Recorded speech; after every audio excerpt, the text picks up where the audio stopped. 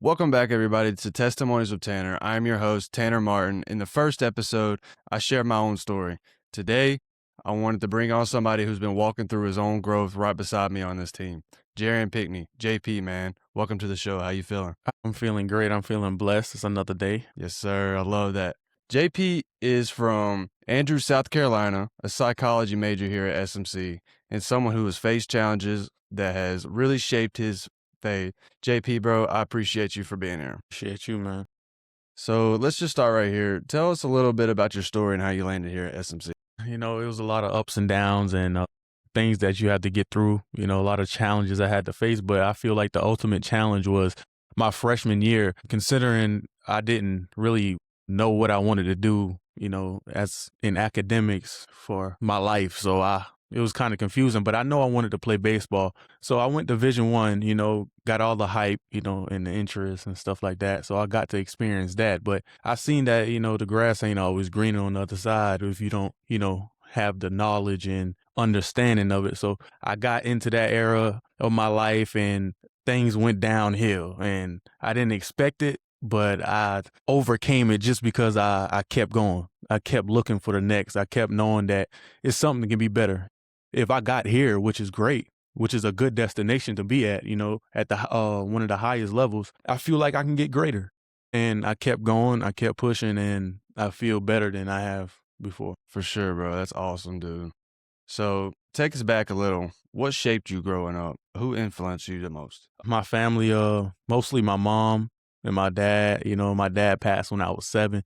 So he encouraged me heavily just because how I seen him function throughout our family, providing, making sure we were straight regardless of what was going on around us. I grew up in a small town, small population, maybe 1,000, but that never shaped my views and how big I wanted things to be. So, and they never limited me. So I had to do 100 push-ups before I go to sleep. I had to say all my alphabets before I go to sleep. I had to make sure I can count 1 through 100 before I go to sleep. So they instilled that in me. So I feel like being around people that supports you like that, it traveled with me for sure. So it makes me want to get other people in that same direction. For sure, bro, Yes, dude. sir. That's awesome, bro. Having a great family behind you, a great support system, bro. That's everything. And, it sounds like you're extremely blessed to grow up in that environment, man. So, like, when you were a kid, it sounds like you didn't let that small town affect you. You always had these big dreams, it took you a lot to get there, but you know that you were willing to put in the work to get there. Yeah, absolutely. The small town is more so like, okay, you got that chip on your shoulder now. And For sure. I also realized that when you do go out to bigger places, it's also other people like you who've also been in small places and you can relate to them. So you can see whether you can separate yourself and see that, okay, those type of people really work. Those type of people have something inside of them that they have to get out versus always seeking the environments and having resources just given to you, So I feel like that carry with me just to have it in me all the time, whether if I don't have it in the environment or not. So correct me if I'm wrong, but what I'm hearing is that whenever you went Division I, this had gave you just a vision, and being there, being around all the hype per se. And it sounds like being around that and then, having that, stepping back from that, that's what sounds like it motivated you. Yeah, it motivated me to see what's bigger though. I look back and I was like, okay, I got to Division I and then I said, what's next? Why I'm saying what's next, because that's not really an ultimate goal. That's something I wanted for myself to fiend like, okay, I want to be that dude. I want to be that guy.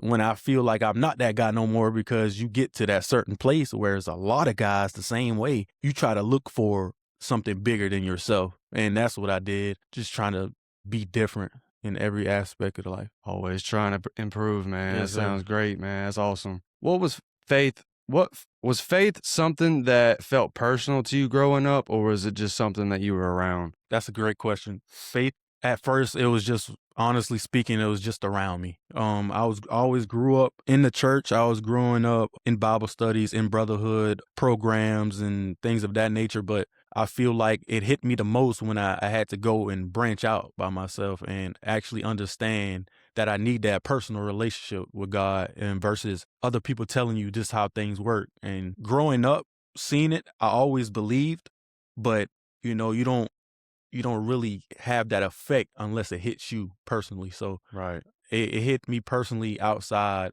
of the church. I'll say growing, but it got me closer to the church because after I experienced it, it made my relationship closer to God. Right, man. So it sounds like it was just something that you personally connected with. It wasn't just something that was routine, Correct.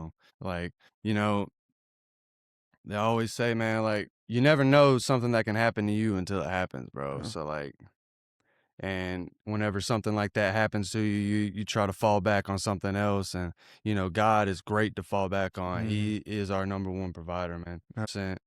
That's awesome, dude. So, like, I want to talk about this. We talked about COVID last week. Mhm.